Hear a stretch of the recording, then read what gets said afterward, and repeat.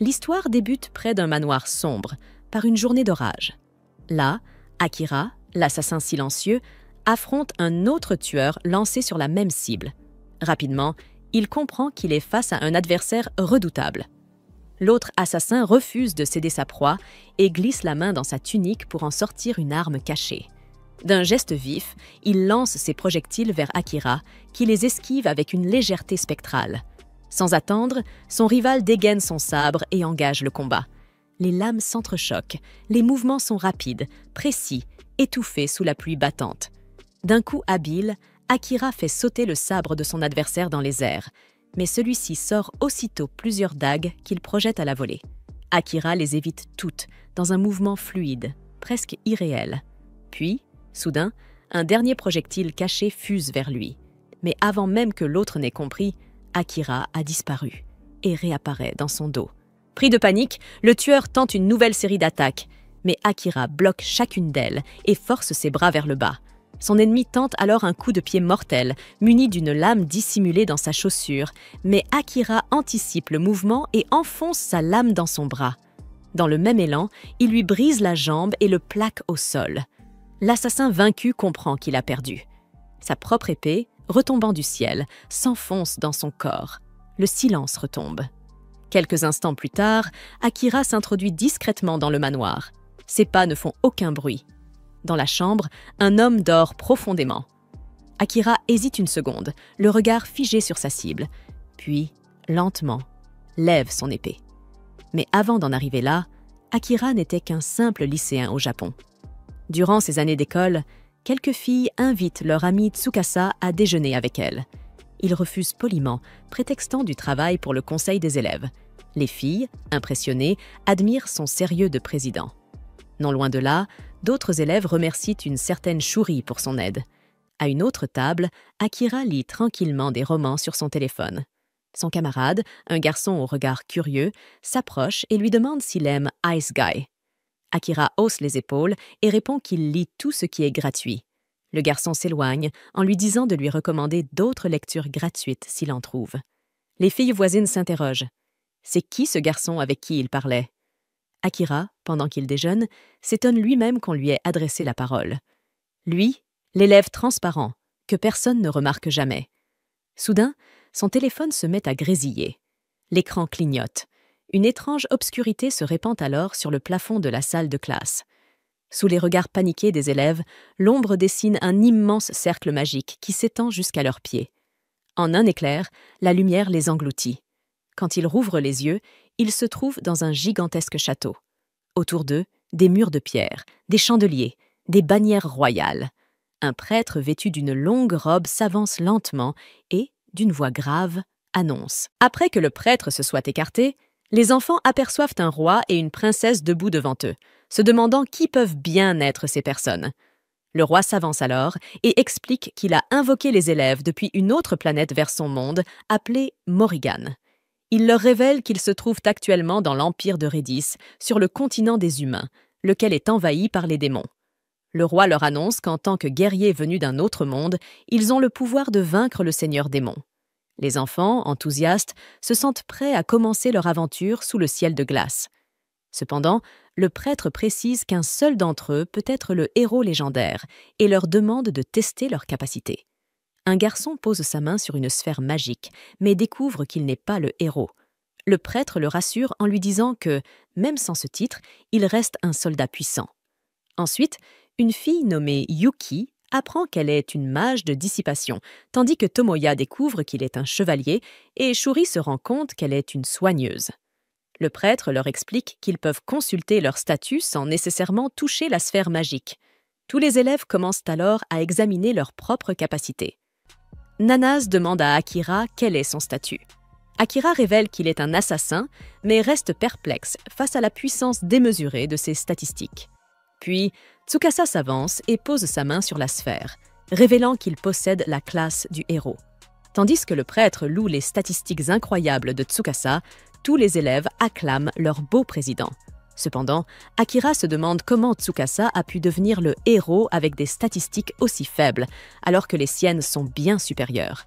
Lorsque Nanase lui demande de montrer sa propre classe, Akira garde le silence, se demandant s'il peut vraiment faire confiance à ce roi douteux et à son histoire de démon. Décidant de garder secrète sa classe surpuissante, il utilise un sort de dissimulation pour effacer sa présence.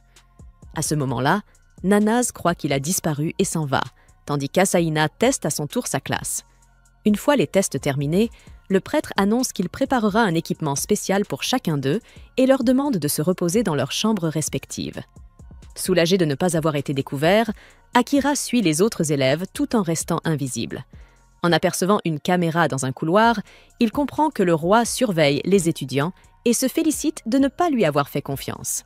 Mais il ne remarque pas qu'un chevalier l'observe discrètement de derrière.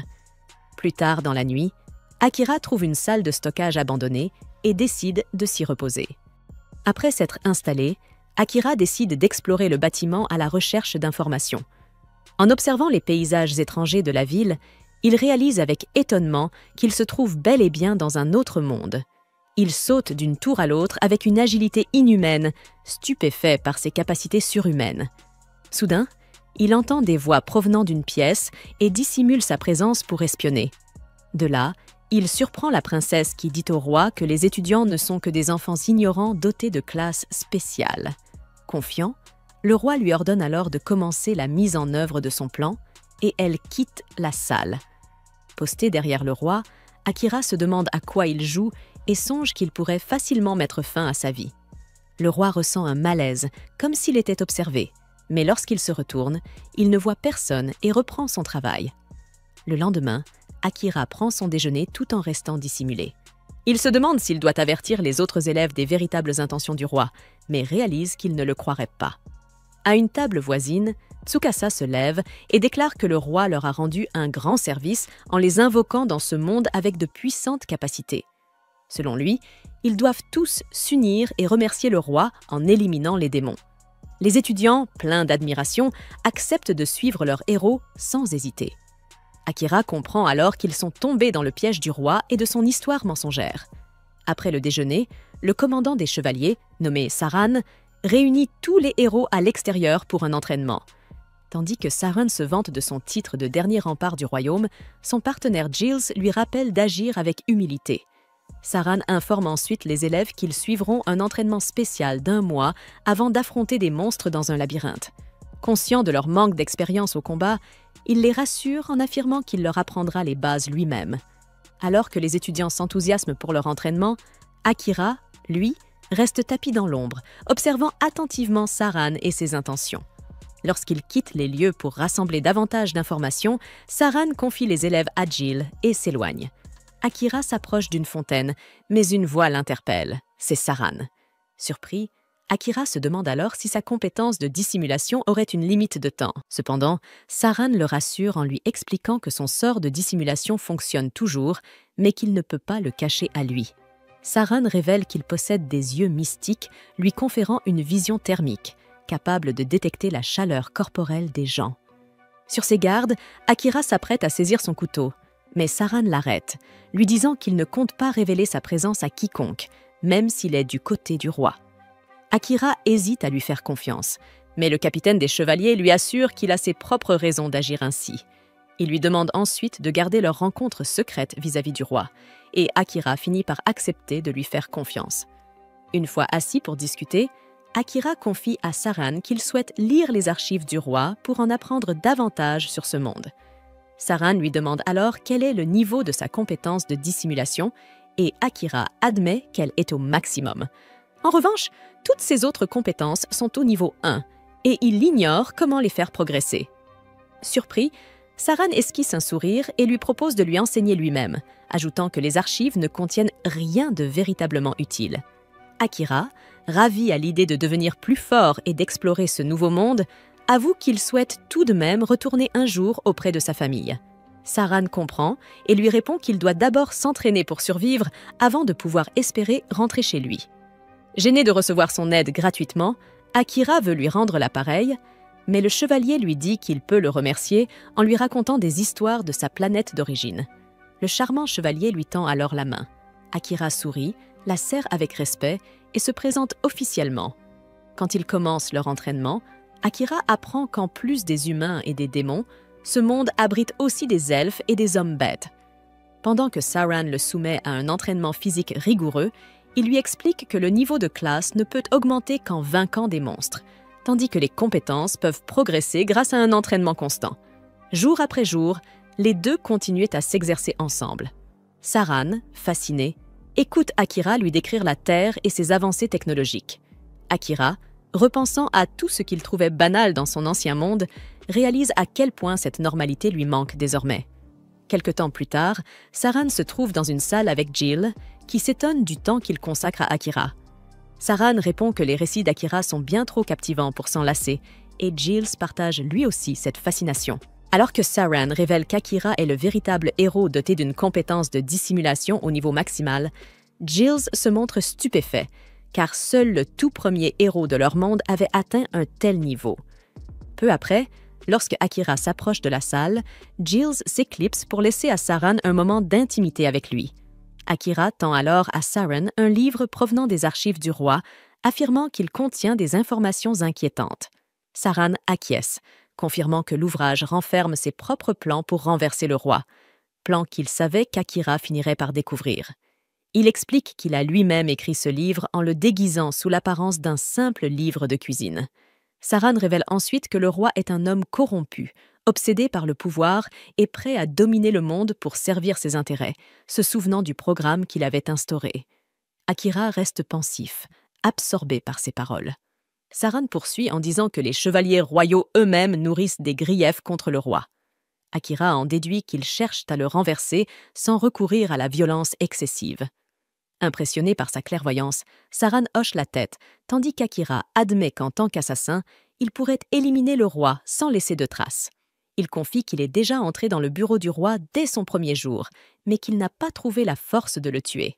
Saran approuve, soulignant que posséder une classe d'assassin ne signifie pas qu'il doit s'obliger à ôter la vie. Akira ajoute qu'il ne supporterait pas l'idée que sa famille découvre qu'il est devenu un meurtrier. Saran, partageant son point de vue, remarque toutefois qu'il a choisi de lui accorder une grande confiance. Intrigué, Akira lui demande pourquoi. Saran lui explique qu'il voit en lui un jeune homme sage et prometteur, le même qui, dès le début, a refusé de prendre les paroles du roi pour argent comptant. Pour lui, cela prouve qu'Akira est quelqu'un capable de réfléchir par lui-même et de ne pas se laisser duper. Devenu silencieux, Akira confie d'une voix basse qu'il n'a jamais reçu beaucoup d'attention durant son enfance. Saran, surpris, l'écoute tandis qu'Akira lui avoue qu'il est le seul à l'avoir autant complimenté. Saran sourit alors et lui demande, en guise de remerciement, de l'aider à renverser le roi de manière pacifique. Akira lui répond qu'il y réfléchira, puis quitte la pièce. Après un mois complet d'entraînement, Saran annonce à tous les étudiants qu'il s'apprête à explorer le grand labyrinthe de Kantenen. Alors qu'une foule se rassemble pour saluer les guerriers avant leur départ, Akira est surpris de voir à quel point ils attirent l'attention. Il remarque une jeune fille qui les observe de loin et s'approche pour lui demander ce qu'elle fait là. La fille, furieuse, lui répond que son peuple a fait d'immenses sacrifices pour invoquer les héros. Akira, déconcerté, lui dit qu'il ignore tout de cette histoire. Elle lui rétorque alors qu'ils se reverront lorsqu'il aura compris. Peu après, les héros pénètrent dans le labyrinthe, où ils affrontent une horde de monstres. L'un des élèves déclenche un piège, ce qui attire d'énormes ogres. Akira réagit aussitôt et en abat un d'un coup précis. Il demande à Saran s'ils doivent battre en retraite, et celui-ci approuve. Pour dégager la voie à ses élèves, Saran invoque un sort d'épée divine, anéantissant tous les monstres qui leur bloquent le passage. Mais à leur sortie du portail, ils découvrent encore plus de créatures les attendant dehors. Tsukasa se souvient alors d'une bombe fumigène que la princesse lui avait donnée en cas d'urgence et décide de l'utiliser. L'explosion élimine les petits monstres, mais de la fumée émerge une créature bien plus redoutable, un minotaure géant. Lorsque Giles arrive sur place avec les autres, il reste bouche bée en voyant un monstre aussi puissant à un niveau si bas. Akira fonce à l'attaque, esquivant les coups du minotaure avant de grimper sur son dos. Il tente de le frapper, mais la peau épaisse de la bête réduit sa lame en miettes. Sous le choc, Akira esquive un autre coup et se replie près de Tsukasa, épuisé et incapable de continuer le combat. Honteux de son impuissance, Tsukasa s'excuse, mais Akira lui rappelle qu'il doit apprendre à compter sur les autres aussi. Il lui explique que les autres étudiants ont été entraînés pour se battre eux aussi. Cependant, Tsukasa panique, se persuadant qu'il est un héros raté. Intrigué par son comportement étrange, Akira demande à une mage de dissipation d'intervenir. La jeune fille s'avance et lance un sort, dissipant une malédiction démoniaque qui plongeait Tsukasa dans la panique. Une fois Tsukasa guéri, Akira se place aux côtés de Saran et lui demande s'il peut utiliser une certaine technique. Saran acquiesce et libère un éclair foudroyant, frappant et paralysant le Minotaure sous les yeux médusés des étudiants. Profitant de cette ouverture, Akira se déplace silencieusement derrière le Minotaure et se prépare à utiliser sa technique ultime de mage de l'ombre. Des tentacules sombres commencent à émerger des ombres avant de transpercer le Minotaure là où il se tient. Une fois qu'il est immobilisé, Oda Akira commence à l'attirer dans les ténèbres jusqu'à ce que tout son corps soit dévoré, ne laissant derrière lui que sa tête. Cependant, bien qu'il ait réussi à tuer le Minotaure, il ne maîtrise pas encore complètement ses pouvoirs d'ombre et il lutte pour les empêcher de devenir incontrôlables. Heureusement, Saran vient à son aide pour l'aider à garder son calme jusqu'à ce qu'il parvienne enfin à retirer les tentacules. Lorsque la bataille est terminée, tout le monde retourne au château et Saran félicite Oda Akira pour la réussite de sa mission. C'est grâce à lui que tout le monde a pu rentrer sain et sauf. Mais bien que sa compétence d'ombre soit incroyablement puissante, elle lui demande aussi une quantité d'énergie considérable. Saran conseille donc à Oda d'éviter de l'utiliser, sauf en cas d'absolue nécessité. Il dit à Oda qu'il a un cadeau pour lui, puis lui remet un katana. Il explique que la lame fut forgée par le tout premier héros invoqué il y a plusieurs siècles. Oda lui en est reconnaissant, mais il se demande pourquoi Saran la lui offre à lui plutôt qu'à Tsukasa, le héros actuel. Saran explique que Tsukasa a déjà reçu une épée sacrée à utiliser au combat. De plus, le roi remarquerait immédiatement qu'il y a un problème s'il voyait Tsukasa manier le katana, puisque Saran l'a plus ou moins volé dans l'armurerie royale. Oda comprend, alors il accepte le katana, trouvant cool de pouvoir manier la même épée que l'ancien héros. Mais, en parlant de héros, il se rappelle que la situation avec Tsukasa ne s'est pas vraiment améliorée. Ils ont réussi à découvrir qu'il était maudit, et bien que certains symptômes aient été atténués grâce au sort de désenvoûtement, la malédiction elle-même persistait. Oda compte bien découvrir pourquoi. Plus tard dans la nuit, Oda se faufile dans la chambre de la princesse et la trouve en train de renforcer la malédiction de Tsukasa à l'aide d'un cristal magique, le transformant peu à peu en pantin. Mais avant qu'elle ne puisse achever ses incantations, Oda agit et tranche le cristal en deux. Cela devrait suffire à lever la malédiction pour le moment, mais il a encore quelques questions à lui poser. Il pointe alors son épée sur sa gorge et exige de savoir pourquoi elle fait cela. La princesse déclare froidement que tout ce qu'elle fait est pour le bien du roi. Il lui demande pourquoi elle obéit à ses ordres, mais en l'observant de plus près, il remarque qu'il n'y a pas la moindre étincelle de pensée personnelle derrière son regard. Il est évident qu'elle est elle-même sous contrôle, et il ne serait pas juste de la tuer si elle n'agit pas de son plein gré. Oda décide donc de partir. Cependant, il aurait sans doute dû la neutraliser, car à peine est-il parti qu'elle se rend dans son armoire remplie de cristaux maudits, un pour chacun de ses camarades de classe, et commence à les utiliser à la place. Un peu plus tard, Oda apporte les cristaux à Saran et lui demande s'il en sait quelque chose. Saran a déjà vu ces cristaux auparavant, et il murmure pour lui-même qu'il n'arrive pas à croire que le roi n'ait toujours pas abandonné cette idée. Cela mis à part, il demande à Oda s'il s'est montré devant la princesse lorsqu'il a détruit le cristal. Oda admet que oui, mais seulement parce qu'il voulait comprendre ce qu'elle pensait et pourquoi elle faisait tout cela. Saran lui explique qu'à présent, la princesse n'est rien de plus qu'une marionnette du roi. Mais Oda en a déjà assez fait pour aujourd'hui, alors Saran lui dit qu'il devrait aller dormir. Il lui conseille également de ne plus se reposer dans l'enceinte du château. La princesse va sûrement tenter de maudire tous les autres, à part Tsukasa, mais elle ne sait pas qui est Oda, donc elle n'a aucun contrôle sur lui. Elle ignore peut-être son identité exacte, mais maintenant qu'elle sait qu'un assassin se cache dans le château, Saran est certain que les gardes vont passer la nuit à fouiller chaque recoin, ce qui signifie qu'Oda ne pourra plus se dissimuler dans les placards de stockage. Oda s'excuse de s'être révélé sans réfléchir aux conséquences, mais Saran lui dit qu'il n'a pas besoin de s'excuser. Faire des erreurs fait naturellement partie de la jeunesse, et c'est le rôle de Saran, en tant qu'adulte, de l'aider à en gérer les conséquences. Oda lui dit qu'il est reconnaissant d'avoir quelqu'un comme lui pour veiller sur lui, et Saran répond que, s'il veut vraiment lui témoigner sa gratitude, alors Oda devrait l'emmener avec lui lorsqu'il trouvera enfin un moyen de retourner au Japon. Cette nuit-là, Oda passe la nuit perché dans un arbre, mais il est réveillé à l'aube par un grand vacarme venant du château.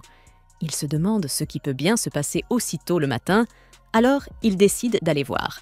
Il trouve quelques gardes et ses camarades rassemblés, et dès que Tsukasa le voit approcher, il pousse un soupir de soulagement, heureux de le revoir.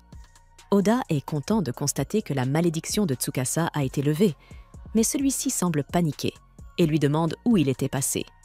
Oda explique qu'il faisait simplement une sieste et demande ce qui se passe. Il s'attendait à quelque chose de banal, mais à son horreur, il découvre le commandant Saran étendu sur le sol, un poignard planté dans la poitrine. Oda s'effondre, bouleversé, et demande qui aurait pu faire une chose pareille. Mais soudain, tous ses camarades se retournent contre lui, l'accusant d'être le meurtrier. Le poignard dans la poitrine de Saran est le même que celui qu'ils avaient vu Oda utiliser la veille. Cela constituerait une preuve accablante contre lui, sauf qu'ils l'ont littéralement vu se briser contre le Minotaure dans le donjon. Ce poignard ne pouvait donc pas être. Même ainsi, ses camarades affirment tous qu'il est beaucoup trop suspect, puisqu'il disparaît et réapparaît quand bon lui semble. Oda comprend alors que la princesse a bel et bien réussi à maudire tous ses camarades, ce qui explique leur comportement. Le seul qui reste normal est Tsukasa. Ce dernier prend la défense d'Oda, estimant qu'il est injuste de l'accuser de meurtre sans aucune preuve. Mais soudain, le roi fait son apparition et annonce qu'Oda est accusé de trahison pour l'assassinat du commandant Saran. Il ordonne aussitôt aux gardes de l'exécuter sur le champ. Oda aperçoit un sourire fugace sur le visage de la princesse et à cet instant, il comprend qu'il vient d'être piégé. Aucune explication ne suffira à le tirer de ce guêpier. Alors que les gardes s'apprêtent à le transpercer, il active sa compétence de dissimulation et disparaît aussitôt. Le roi ordonne à ses hommes de se disperser et de fouiller chaque recoin pour le retrouver. Pendant ce temps, Oda s'approche discrètement de Jill, sachant qu'il peut lui faire confiance. Une fois qu'il a attiré son attention, Jill l'informe que les véritables responsables de la mort de Saran sont les assassins personnels du roi. Ces derniers vont maintenant s'en prendre à Oda, qui va devoir fuir pour survivre. Jill lui explique que Saran avait anticipé qu'une telle situation pourrait se produire et qu'il avait préparé à l'avance un sac de provisions destiné à Oda. Oda le remercie pour ces informations et, après avoir rassemblé les vivres, il quitte le royaume.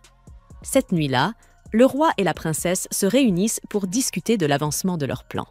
Le roi se dit sincèrement surpris de voir à quel point il a été facile d'éliminer Saran, mais il se félicite que les assassins aient pu s'en charger rapidement.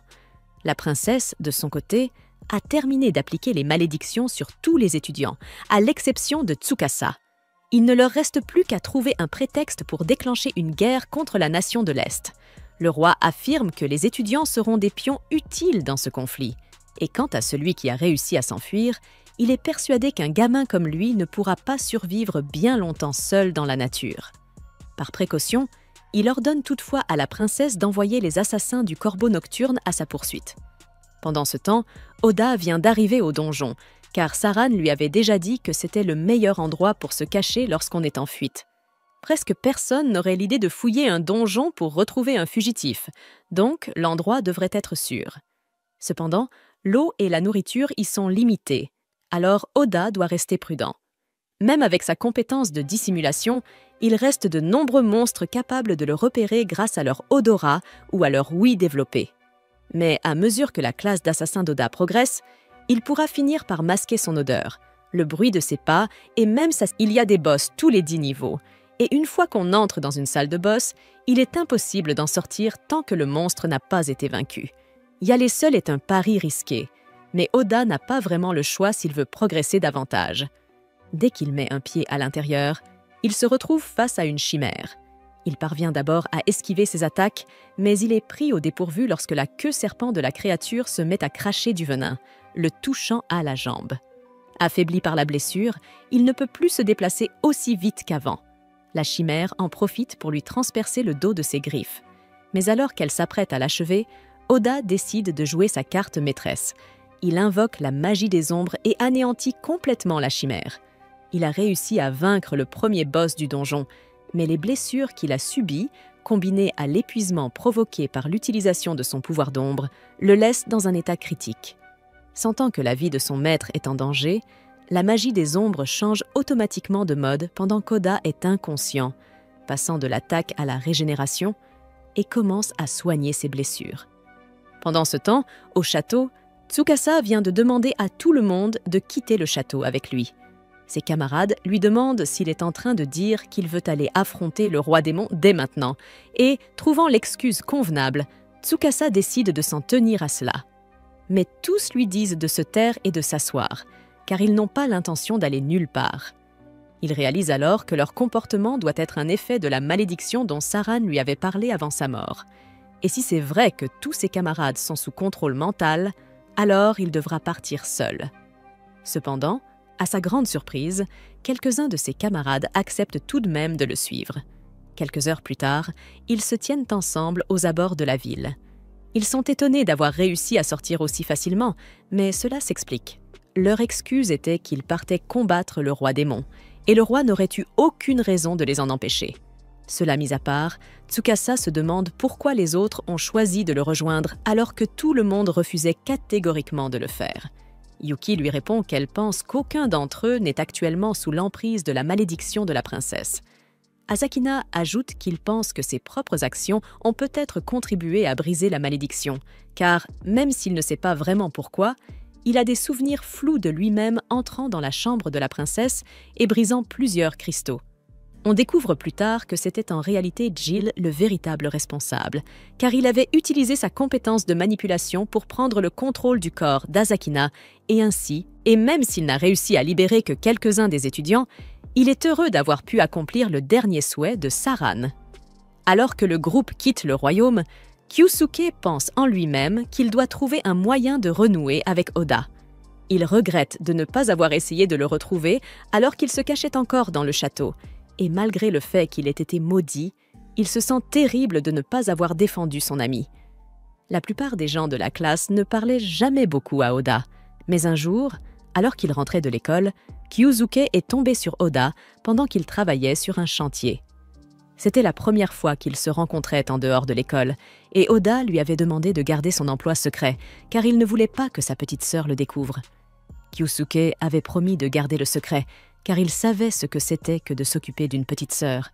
Et il se trouve que leurs deux sœurs étaient meilleures amies, ce qui leur avait permis de rire de cette coïncidence.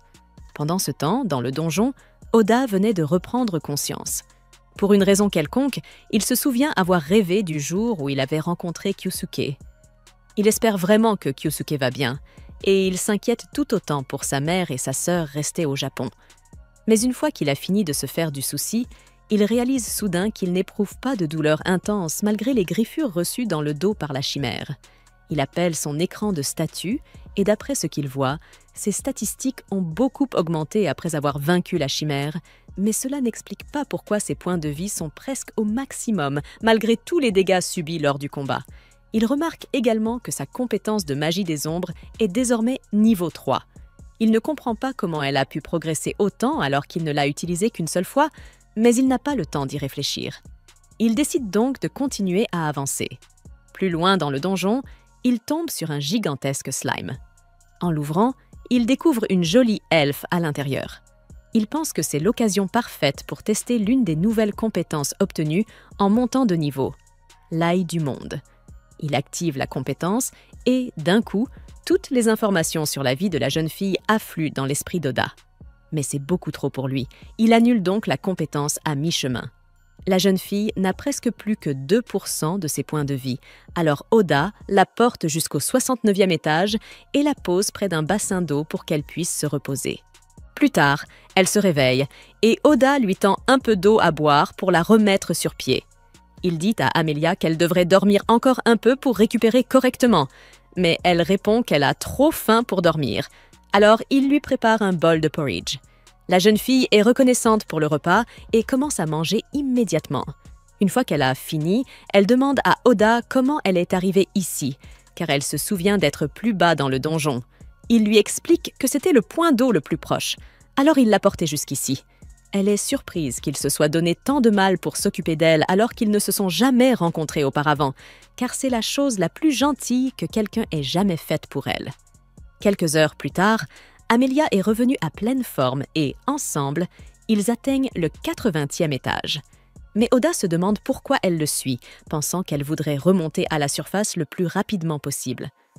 Amelia lui explique qu'elle est descendue dans le donjon pour le nettoyer, tout comme lui, et qu'elle ne repartira pas avant d'avoir accompli son objectif. Tous deux pénètrent dans la salle du boss de l'étage et, à peine ont-ils mis le pied à l'intérieur, qu'un dragon les attaque. Ils esquivent tous deux, et Amelia utilise la magie de gravité pour alourdir le dragon, tandis qu'Oda se prépare à porter le coup final. Cependant, le dragon parvient d'une manière ou d'une autre à le localiser et le frappe, le projetant hors de l'air. Amelia lui dit que le dragon doit probablement traquer la signature de son mana et qu'il devrait la diffuser dans l'environnement. Mais Oda ne sait pas comment faire. Alors il choisit la solution suivante. Utiliser du mana pur pour lancer une attaque contre le dragon avant de le transpercer à travers les yeux pour le tuer. Le dragon s'effondre au sol, vaincu, mais Amelia est confuse face à ce qu'Oda vient de faire. Il lui explique qu'il ne savait pas comment diffuser son mana dans l'environnement, alors il a simplement utilisé le mana ambiant pour attaquer à la place. Amelia est stupéfaite d'apprendre qu'il est capable d'une telle chose, mais avant qu'elle puisse demander plus d'explications, le quartz du dragon commence soudain à briller. Le dragon se transforma soudain en un gigantesque chat bleu, laissant Akira et Emilia totalement perplexes. Aucun des deux ne comprenait comment une telle chose pouvait être possible.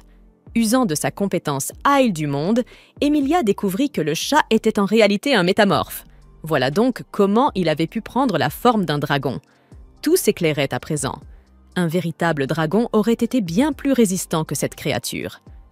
Akira, impressionné par la facilité avec laquelle Emilia utilisait son Ille du monde, lui demanda pourquoi elle ne semblait pas en souffrir, contrairement à lui. Il se rappela alors la terrible douleur qu'il avait ressentie la dernière fois qu'il avait essayé d'employer cette compétence. Son cerveau avait failli se fendre en deux. Il en conclut que son niveau était trop faible pour la maîtriser correctement. Mais Emilia n'était pas du même avis. Selon elle, Akira rejetait inconsciemment le pouvoir, ce qui expliquait ses difficultés. À cet instant, le chat noir rouvrit les yeux et se mit à parler. Il semblait déçu d'avoir été vaincu par un humain et une elfe, surtout alors qu'il s'était transformé en dragon, juste pour s'amuser. Akira resta bouche bée en entendant la créature parler. Le chat, vexé par sa réaction, lui lança de ne pas le confondre avec les simples monstres de bas niveau mus uniquement par l'instinct. Il se décrivait comme un être d'une intelligence supérieure, créé par le seigneur démon lui-même. Akira répliqua que cela ne changeait rien, car après son dernier coup, le chat n'était plus en état de se battre. Le chat noir déclara qu'il se fichait de mourir, mais qu'il avait un message à lui transmettre avant de rendre son dernier souffle. Il se redressa, libérant une aura menaçante, et dit qu'Akira était attendu par le seigneur démon dans son château, situé au plus profond du continent démoniaque de Volcano.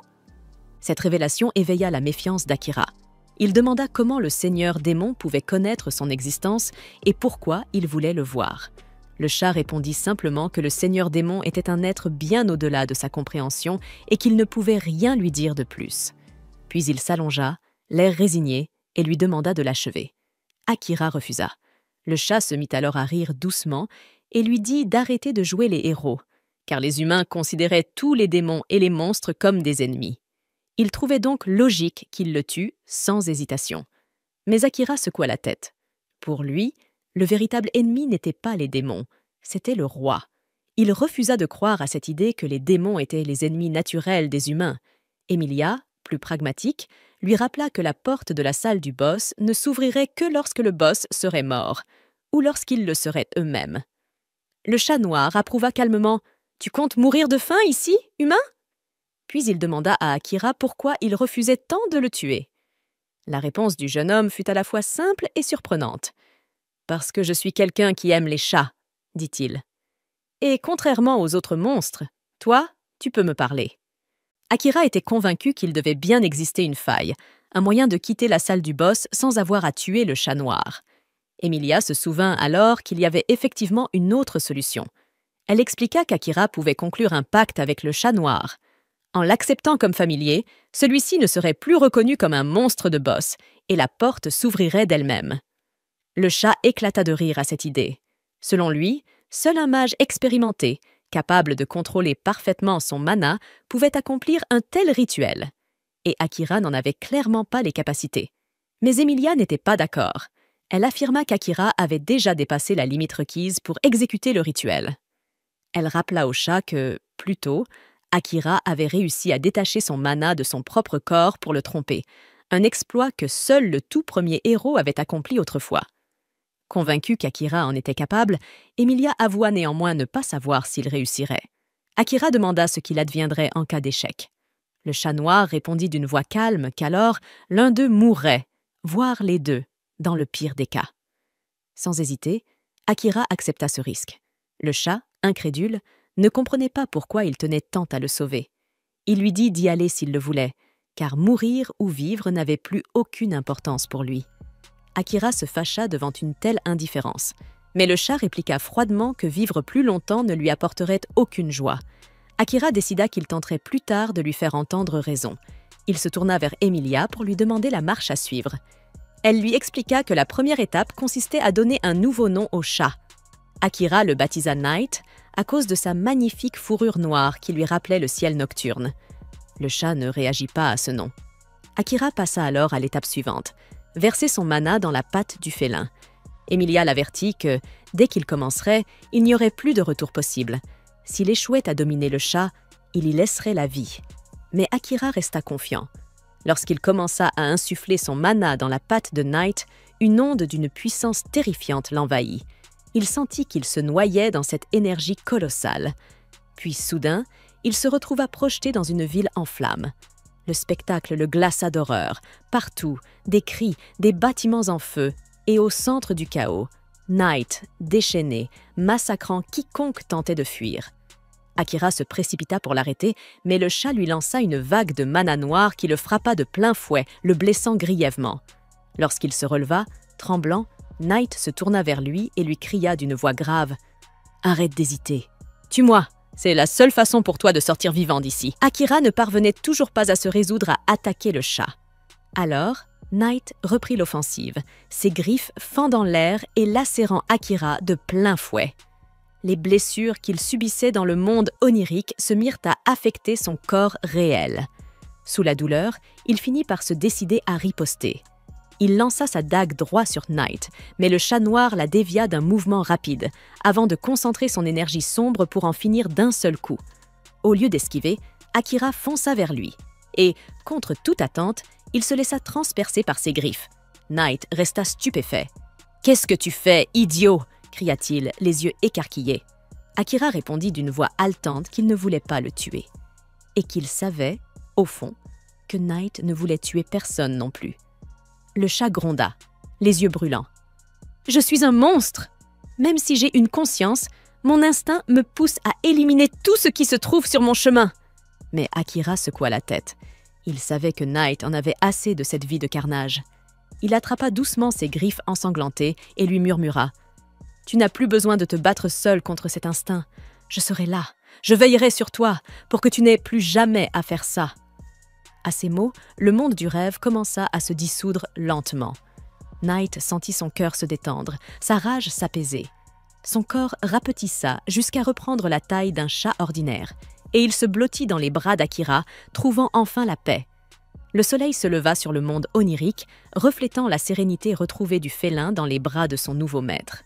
Puis, tout disparut. Akira rouvrit les yeux dans le monde réel.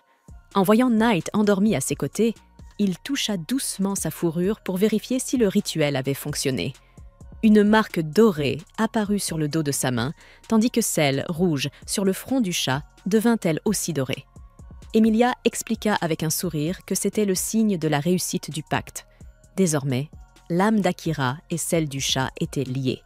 Night se réveilla à son tour et, d'une voix calme, déclara qu'il était curieux de voir jusqu'où Akira irait. Il l'accepta comme son maître et jura de lui consacrer sa vie. Emilia se présenta poliment et Night, inclinant la tête, lui répondit qu'en tant que compagne de son maître, elle avait aussi tout son respect. À ce moment, un grand cercle magique apparut sur le sol, la preuve que le boss avait été vaincu. Mais Akira, pensif, restait silencieux. Il avoua qu'il aimerait déjà passer à l'étage suivant, mais Knight était encore blessé. Le chat lui dit que la porte resterait ouverte tant qu'il ne l'utiliserait pas et qu'il n'y avait donc aucune raison de se presser. Il préférait profiter de ce répit pour se remettre de ses blessures. Emilia proposa alors qu'ils mettent ce temps à profit pour mieux se connaître. Knight accepta aussitôt avec entrain, ce qui surprit Akira, amusé par ce changement soudain de caractère. De leur côté, Sato et son groupe atteignent enfin le pays fondé par un héros qui, tout comme eux, avait été invoqué depuis la Terre. À leur grande surprise, ce royaume ressemble trait pour trait au Japon historique. Les rues, les maisons, les vêtements des habitants, tout leur semble si familier qu'ils en oublient un instant qu'ils se trouvent dans un autre monde. Peu à peu, ils se détendent et commencent à discuter de leurs projets à venir. Sato prend la parole, rappelant que leur priorité doit être l'argent. Il ne leur reste qu'un mois avant d'être totalement ruinés et sans abri. L'un des garçons suggère de devenir aventurier, affirmant que c'est le métier le plus adapté à leur situation. Sato approuve l'idée sans hésiter, puis passe au sujet suivant, la collecte d'informations. Il propose de trouver quelqu'un qui connaît bien ce monde, tout en cherchant des livres qui pourraient contenir des renseignements précieux. Un autre soupir, espérant qu'ils trouveront un ouvrage capable de leur indiquer le moyen de retourner sur Terre. Mais Sato, lui, pense que leur meilleure chance de rentrer chez eux passe par la défaite du Seigneur Démon.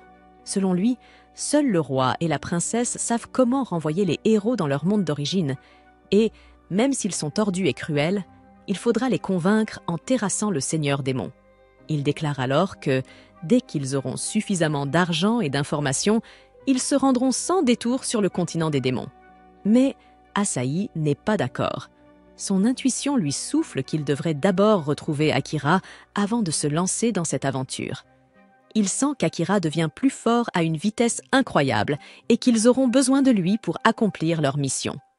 Certains membres approuvent Asahi, tandis que d'autres restent persuadés qu'Akira est le meurtrier du commandant Saren. La tension monte, un début de dispute éclate, mais les filles interviennent pour calmer le jeu. Elles se tournent vers Sato, car c'est lui qui doit trancher. Après un moment de réflexion, Sato avoue qu'il partage l'avis d'Asahi. Il pense aussi qu'Akira est désormais plus puissant qu'eux. Cependant, il doute qu'il puisse collaborer avec lui. Il explique qu'Akira n'aime pas s'impliquer avec les autres et qu'il ne se souvient même pas de lui, bien qu'ils aient été camarades de classe depuis la maternelle. Cette révélation choque tout le monde. Même Asahi admet qu'Akira n'a jamais été un joueur d'équipe.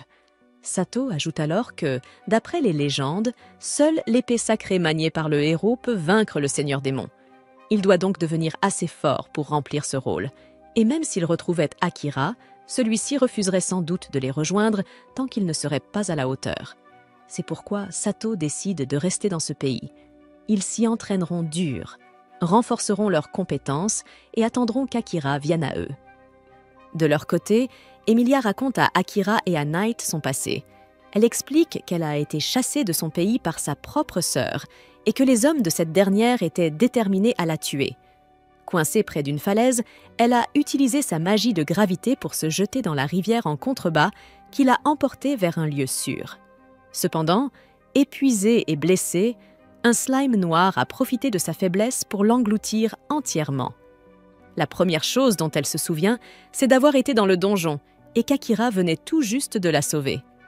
Akira la prend en pitié en entendant son histoire, mais Knight remarque quelques incohérences. Il fait remarquer que les slimes ne mangent pas les humains, et même si l'un d'eux avait avalé Emilia, elle aurait été digérée bien avant qu'Akira n'arrive. Elle ne comprend pas non plus tous les détails, mais elle est reconnaissante envers le slime qui l'a amenée jusqu'à Akira. Akira lui conseille de retourner affronter sa sœur et de tenter de régler leurs différends. Mais Emilia a déjà renoncé. Elle pense ne pas pouvoir affronter sa sœur. Akira la rassure en disant que tout finira par s'arranger, parce qu'ils sont une famille. Il ajoute qu'il a lui aussi une sœur, et même si elle est toujours espiègle, il tient énormément à elle. Emilia et Knight lui demandent s'il souhaite retourner dans son monde pour retrouver sa famille, et Akira confirme, mais explique qu'avant cela, il a une autre mission à accomplir. Il commence alors à parler de Saren, l'homme qui lui a appris à survivre dans ce monde, et se met en colère en pensant aux assassins de ce dernier. Il jure de tuer le roi et la princesse pour avoir assassiné sa reine, et son instinct meurtrier fait frissonner Emilia et Knight de peur. Emilia hurle son nom, réussissant à le ramener de sa fureur meurtrière. Une fois calmé, Emilia et Knight lui expliquent qu'ils connaissent sa reine, car il était un commandant nocturne réputé. Akira se rend compte que l'atmosphère est trop tendue, alors il sort son gant et, guidé par ses instincts félins, Knight essaie de l'attraper. Akira est content de constater que le tour qui fonctionne sur tous les chats errants autour de sa maison fonctionne aussi sur un chat monstre. Emilia veut également essayer. Peu de temps après, Akira et Emilia commencent à câliner Knight pour profiter de la douceur et du pelage soyeux du chat. Knight avertit Akira de prendre la situation plus au sérieux, car leurs âmes sont liées. Si l'un meurt, l'autre mourra également. Akira sait déjà cela, mais il est simplement heureux d'avoir un familier félin, car il adore les chats. Emilia lui répond qu'elle est jalouse, car elle aime elle. Une fois qu'ils ont fini de s'amuser, ils décident de quitter le donjon. Akira demande à Knight où le cercle de téléportation les mènera, mais le chat n'en a aucune idée. Il explique que seuls quelques démons connaissent encore l'art de créer des cercles magiques, et Akira décide de les retrouver et de les mettre à son service, une fois qu'il atteindra le continent des démons. Soudain, Emilia se souvient d'une histoire. Les cercles magiques bleu pâle mènent les gens là où ils désirent se rendre, et si plusieurs personnes y entrent, le cercle ne réagit qu'au souhait d'une seule. Akira s'inquiète que cela puisse poser un problème, mais Emilia l'assure qu'elle ira partout tant que c'est avec lui. Akira ne réfléchit pas davantage à sa déclaration et entre dans le cercle magique. Il se demande s'il pourrait le ramener auprès de sa famille, mais écarte cette pensée, sa vengeance passant avant tout. Le cercle magique s'active alors, et le groupe est téléporté dans une forêt d'où émerge un arbre gigantesque. Emilia est sous le choc en voyant cet arbre que Knight reconnaît comme l'arbre-monde. Il explique qu'il se trouve dans la forêt des elfes. Même si Emilia n'en revient pas d'être arrivée ici, Akira estime que c'est un endroit parfait. Soudain, un elfe caché dans l'arbre tire une flèche sur Emilia. Heureusement, Akira la remarque à temps et la déplace hors de la trajectoire. Il charge ensuite l'archer, dévie sa flèche avec son poignard et atteint rapidement son dos. Il le met à terre et Emilia l'identifie. Il s'agit de Liam. Liam explique qu'il ne s'attendait pas à tomber sur la traîtresse en venant enquêter sur la lumière de cet endroit et conseille à Emilia de fuir si elle tient à sa vie. Akira l'assomme immédiatement, n'ayant que faire de ses jérémiades, mais réalise qu'il a été trop lent. Les elfes les ont déjà encerclés. La sœur d'Emilia, Kilika, est là pour les affronter personnellement. Elle annonce à Emilia qu'elle va mourir maintenant qu'elle est revenue volontairement.